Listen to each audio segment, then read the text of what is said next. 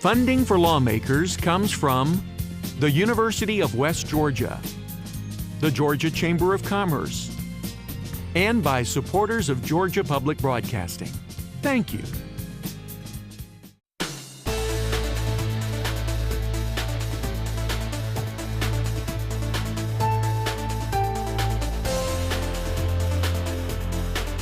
Live from Atlanta, this is Lawmakers.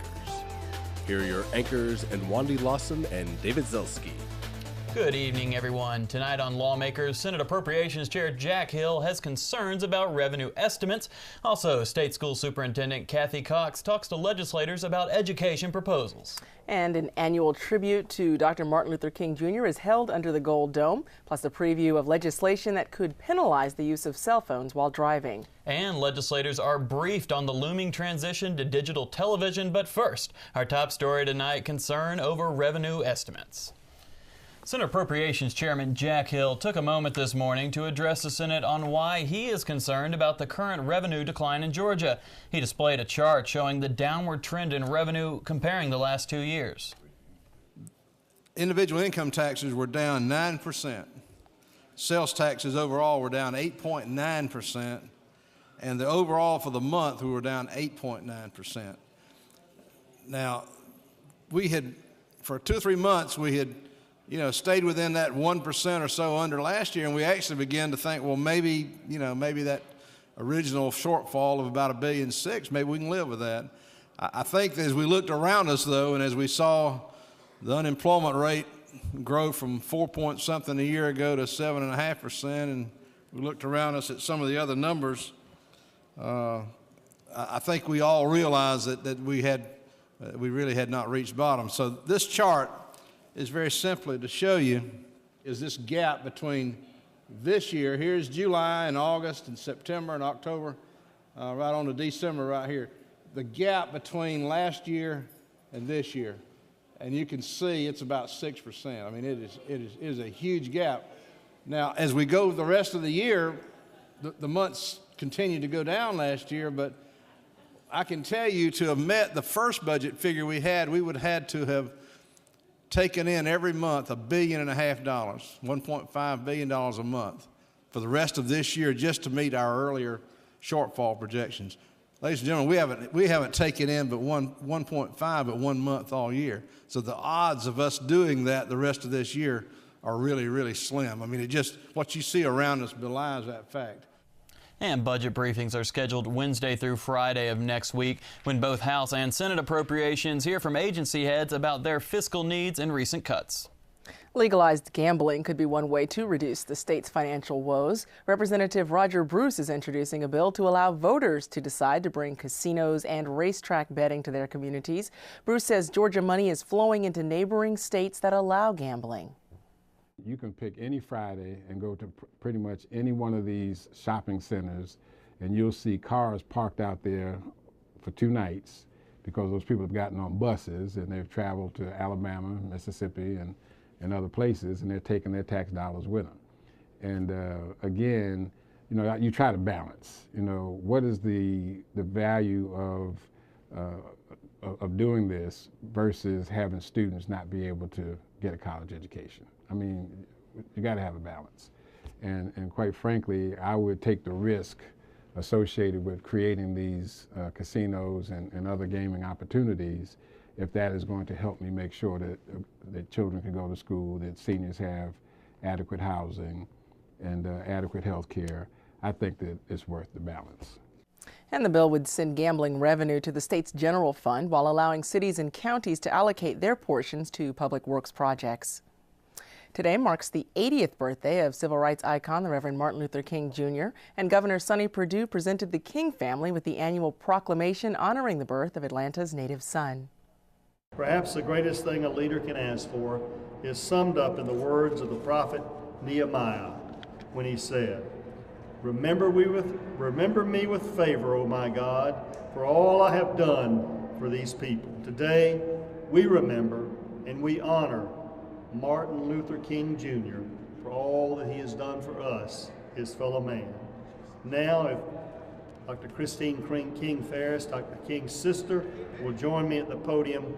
I'd like to present our proclamation this morning declaring Monday, January 21st, 2009 as King Day in Georgia.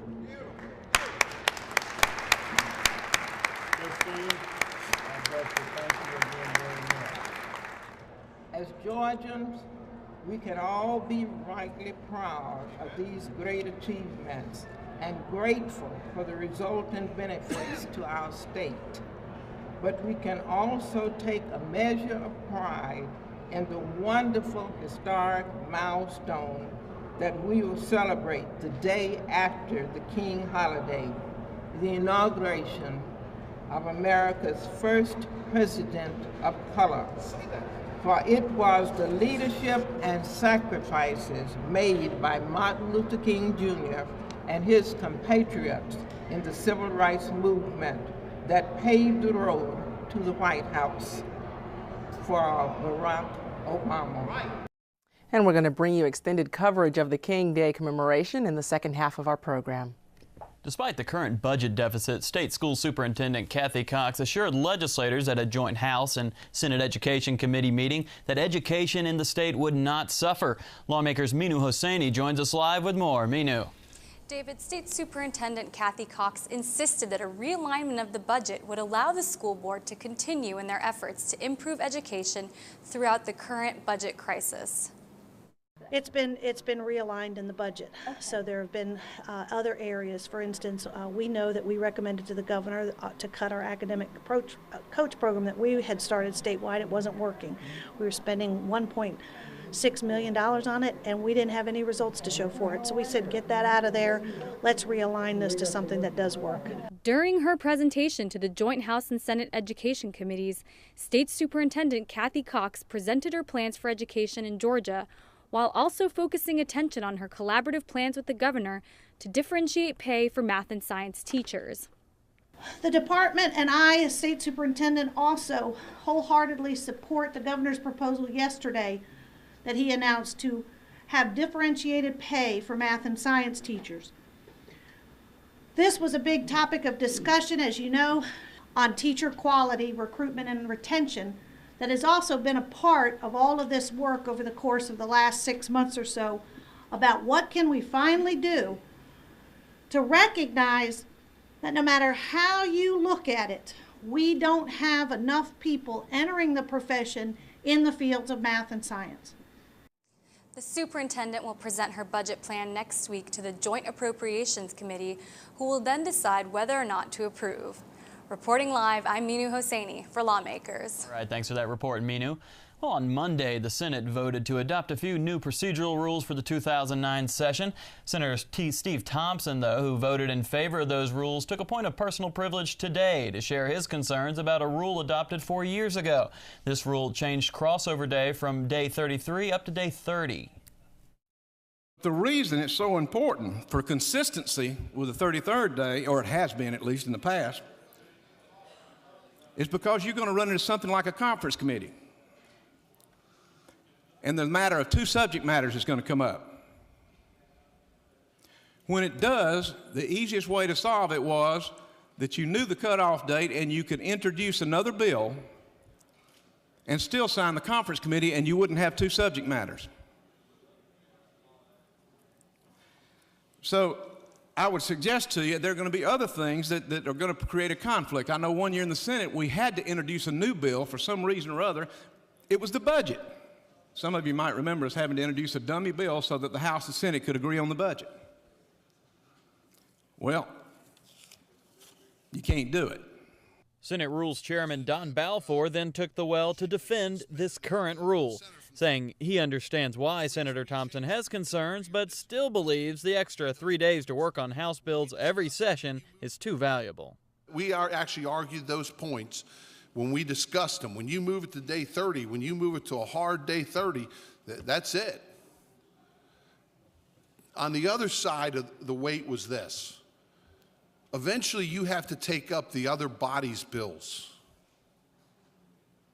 And they're sending you bills. And we were discussing their bills for 7 days and our bills for 33 days. And we thought the weight on the other side is this. Let's change it a little bit more so we're going to discuss their bills for 10 days, or they'll discuss our bills for 10 days. Now, I talked with Senator Thompson afterwards, who said he also has an issue with the rule allowing engrossment after a bill is read for the third time, but agrees with the new rule that allows senators to introduce bills up to the 39th day during the first year of every 2-year session. Well, healing the state's trauma care network could take up to 5 years and tens of millions of dollars. That's what experts told the state's trauma network commissioner earlier today. But behind that bad news, there may be a bit of good news. Lawmakers Valerie Edwards reports from the Capitol on that. Valerie. And Wandy, that's right, because it seems Georgia's trauma care network is so far behind the rest of the nation, experts say we're in a unique position to create a model for the rest of the country. This study, requested by the Georgia Trauma Care Network Commission, evaluated the state's existing trauma care network. Among its recommendations, increase the number of trauma care centers, especially in South Georgia, strengthen EMS services in rural parts of the state, and enhance the existing pediatric trauma transfer system. Now, keep in mind, this is not a final plan. These are simply a few among a list of more than a dozen suggestions. But the really crucial element necessary to making all of these things happen is funding from the Georgia legislature. Dr. Dennis Ashley chairs the state's Trauma Care Network Commission. What we really desperately need, though, in addition to just a set amount of money, is some source to know that we're going to have sustainable funding. In other words, every year. It doesn't have to be a dedicated fund source that goes strictly to the commission. It could be just money that the legislators are going to know that trauma is going to receive, and you know, the commission can report to the governor, lieutenant governor, speaker, subcommittees, however it's set up, and request that amount of funding. Now remember, just days ago, Lieutenant Governor Casey Cagle asked this of the money budgeted for trauma care this time last year. There is a right way of going about it and a wrong way, and you can't create another entitlement program that there's no outcome measurables attached to it. There's the right business approach, and we've supported what we call the readiness concept, to where we are creating a statewide trauma network across this great state, and we believe in that. Now, we spent $60 million last year on trauma.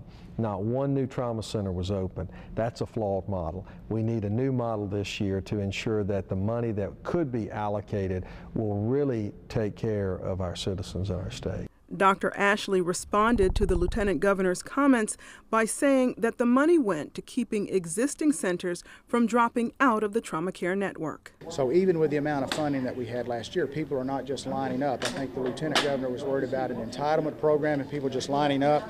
That's not necessarily the case. Okay, thanks for that report, Valerie. Well, keep in mind that all of the recommendations before the committee are just that, and it will take at least 5 years for any of these recommendations to become a reality. In other news, tort reform is one of Governor Perdue's 2009 initiatives he announced at Tuesday's Eggs and Issues breakfast. This legislation aims to put an end to frivolous lawsuits and bring more biotech and pharmaceutical business to Georgia. However, Representative Mary Margaret Oliver says this is not a necessary bill, one that no other state in the nation has. This session, I will propose 2 pieces of legislation that I believe makes Georgia more friendly to businesses. First, we will cement our position as a leader in the biotech industry by enacting laws that respect the role of the Federal Food and Drug Administration as the regulator of the safety of drugs and medical devices. As other states have decided, I believe that FDA approval should mean something. It certainly should imply protection from tort lawsuits. This legislation says that companies with a significant presence here in Georgia will not be subject to product liability claims within the state if the FDA approved the medical device, drug, or the labeling along with it. The legislation will make Georgia an even more attractive environment for biotechnology companies. Secondly, you all are victims of a lot of this. Georgia courts are crowded with nuisance lawsuits, but unfortunately, they're often cheaper to settle than to litigate, as you well know. Current law provides almost no deterrent for frivolous lawsuits, and that must change. I'm asking the General Assembly to pass another tort reform bill that will provide relief to individuals and companies wrongly sued. In short, if a claim is dismissed at the earliest possible stage, the litigant bringing the claim will be responsible for the prevailing party's attorney fees. If the attorney fails to notify the client of this provision, that attorney could be liable for that award. Well, there's no state in the country that has a loser pay system for litigation. That's the British system. Our consumers are protected by an independent judiciary. I've been a lawyer 30 years. An independent judiciary is what enforces our laws, and I don't see creating new barriers for consumers to get their issues resolved in court. I don't think that's good policy at this time. The rules and penalties for using cell phones while driving could get tighter for Georgia drivers if any of 3 proposed bills pass this session. Lawmakers' Emily Banks has more. Under proposed House Bill 19, using a cell phone while driving would be considered driving while distracted. Drivers would be assessed points on their driving record, like those for driving above the speed limit or violating child safety requirements. And anyone convicted of using a cell phone at the time of an accident would be found guilty of a misdemeanor. That could carry a fine of up to $500. Representative Mary Margaret Oliver, sponsor of the legislation, said she's looking forward to a discussion of what exactly the penalties would be. We have a lot of national attention right now on the use of cell phones and the dangerousness of cell phones, particularly dangerous for the inexperienced, highly distractible young driver. I think it's time for Georgia to join the other 18 states of the country that have done something to address the dangerousness of cell phone usage. Representative Oliver has also filed House Bill 21, which would apply similar penalties to drivers who hold provisional licenses. Representative Matt Ramsey has filed House Bill 23, which would prohibit anyone under 18 from using a cell phone while driving. Reporting for Lawmakers, I'm Emily Banks. Representative Bobby Franklin has reintroduced his bill to outlaw abortion after it failed last year with a vote of 152-2. Lawmakers' Tiana Fernandez has the details.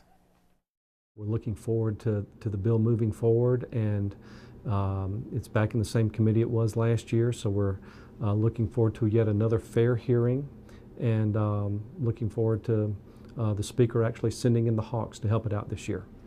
This was not the case last year when Representative Franklin attempted to attach his legislation to a dogfighting bill. House Speaker Glenn Richardson dismissed the bill and accused Franklin of speaking out of order. This is a bill about collars around a dog, not your amendment. Believing that this is the state's duty to protect the lives of Georgia citizens, Franklin expects a different response from the House floor this year. I firmly believe that we're going to see more and more members of this General Assembly recognize that duty and stand up for the rights of life and liberty here in Georgia. But Leola Rice of Planned Parenthood believes the House will again vote against Franklin's legislation. The bill, no matter how it's written, is unconstitutional. It could possibly interfere with women's access to not only birth control, but assisted reproductive technology. Representative Franklin says that as long as he has the privilege of serving the state, he will keep bringing back his bill until it passes. For Lawmakers, I'm Tiana Fernandez. Legislators were briefed about the television digital transition this week. It's only 33 days away. Are you prepared? Brittany Evans has the story. The countdown is on as Georgia prepares for the February 17th deadline when analog TV signals stop to make way for an all-digital broadcast. Broadcast industry leaders joined legislators at the Capitol this week to educate them about the transition. The benefits of the digital spectrum are that it is a much crisper, clearer broadcast signal. Unlike analog television, I'm sure those of you who've seen television over an antenna, might be wavy, might not come in very well. With a digital picture, it's either crystal clear or it's not there at all. So how do you know you're ready? Cable and satellite users will automatically receive digital signals, so the transition should be seamless. Also, all TVs purchased after March of 2007 already have digital tuners. If you're receiving an over-the-air analog signal, you'll need to buy a set-top converter. The government is offering 2 $40 coupons per household toward the converter's price, which runs in the mid-40s. To request your coupon, go to www.dtv2009.gov and follow the links. As of last week, there were over 1 million people on the waiting list. As the February deadline gets closer, legislators are preparing for phone calls from constituents with questions about the transition. They're advising Georgians to take the next couple of weeks to prepare themselves so that February 17th won't be a blackout. Reporting for Lawmakers, I'm Brittany Evans. Now, if President-elect Obama's request for Congress to push the date back, the deadline, if it's granted, the new deadline will be, mark this down, June 30th, 2009. As we promised earlier in the broadcast, we have continuing coverage of today's King celebration at the Capitol, beginning with Senator Emanuel Jones, chair of the Georgia Legislative Black Caucus. We all know it. Even this Georgia Legislative Black Caucus knows that the dream is still alive. We are all dreamers. We all share in the dream. And even this little boy who was orphaned at age 11, raised in the inner city of Atlanta on Bankhead Highway and Baker Road, who rose to become a state senator and even chairman of this Legislative Black Caucus, believes in that dream. We all share in this dream, and let me just tell you that there's another state senator who happened to hail from a different state called Illinois, who rose to become the 44th president of these United States, who also believed in his dream. Governor, I feel that as the state senator that I am a recipient of the dream, and I am just so proud to stand here today before this honored guest and deliver these few words on behalf of our Legislative Black Caucus. And I want to thank you for giving me this opportunity. I also want to thank the King family for your dream, and thank you for sharing the dreamer, not just with this great state, but with our great nation and even the world. Thank you, and God bless you.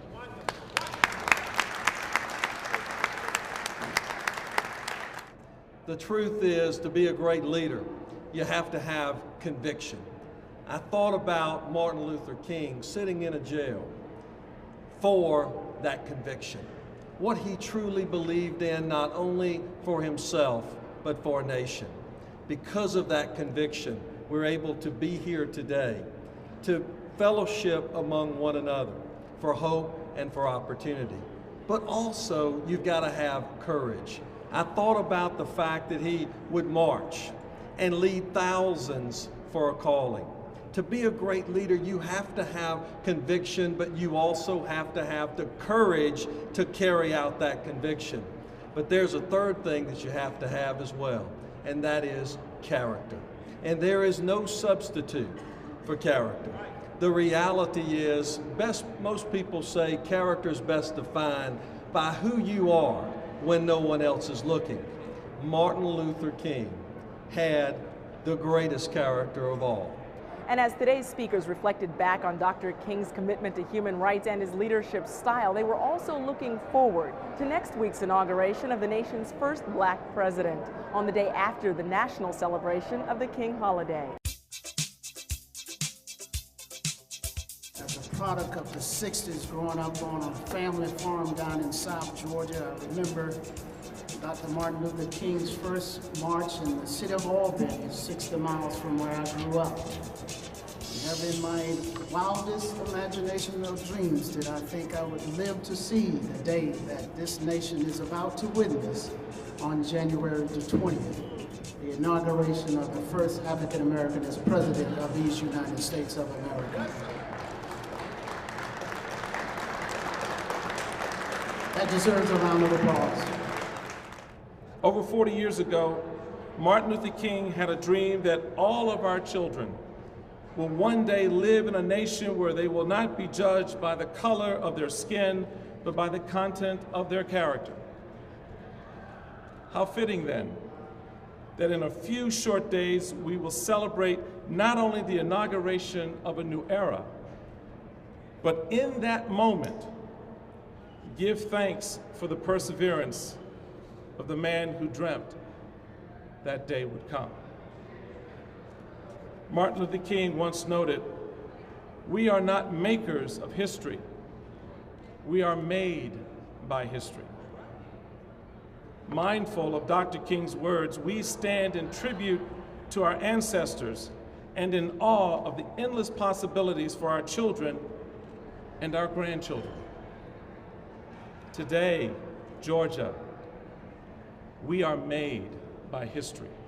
Truly, Georgia has had a leading role to play in the expansion of American democracy and will continue to do so as America's rich diversity becomes better represented in our political institutions in the 21st century.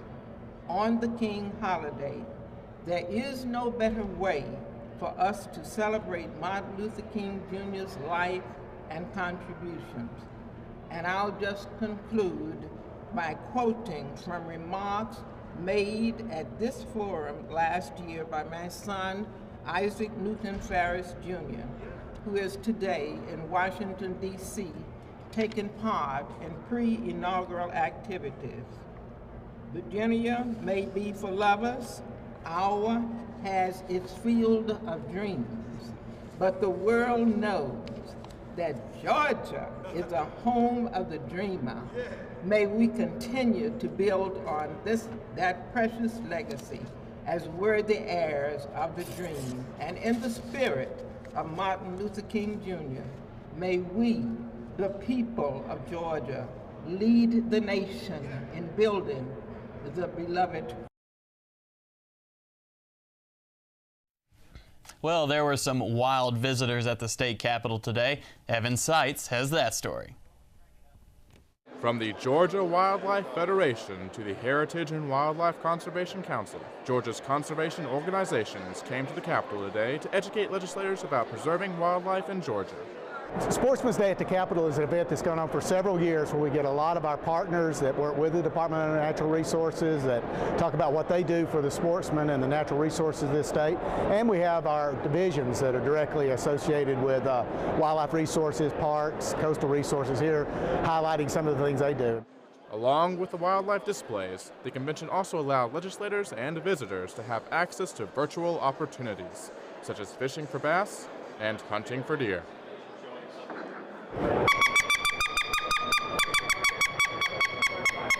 Why all these organizations are here, and they're representing sportsmen, men and women in Georgia that hunt and fish and care about our habitat, our ecosystem, and wildlife. Sportsmen, men and women that hunt and fish are the reason we have wildlife in Georgia, because it costs a lot of money for wildlife management. Who pays that bill? People that hunt and fish. There's a tax on their equipment, and we use that tax to pay for wildlife management, okay? Education and awareness were both key topics at the event. And with more than 40 endangered species across Georgia, the information provided is a step towards keeping them alive. Reporting for Lawmakers, I'm Evan Seitz. Coming up tomorrow on Lawmakers, Senator Emanuel Jones will hold a press conference urging President-elect Barack Obama to help minority auto dealers gain access to small business funding. We'll have that story and more tomorrow on Lawmakers at 7. If you've missed any part of this Lawmakers broadcast, be sure to tune in tomorrow morning when Lawmakers repeats at 5:30 a.m. on GPB or 7 a.m. on GPB Knowledge. You can also keep up with all the action under the Gold Dome daily on your local GPB radio station during Morning Edition, All Things Considered, and Georgia Gazette. Coming up on GPB Television, This Old House. That's coming up next here on GPB. And that is our broadcast for this, the fourth legislative day of the 2009 session of the Georgia General Assembly. I'm David Zelski. And I'm Wandy Lawson. Please join us tomorrow at 7 p.m. for Lawmakers. Good night.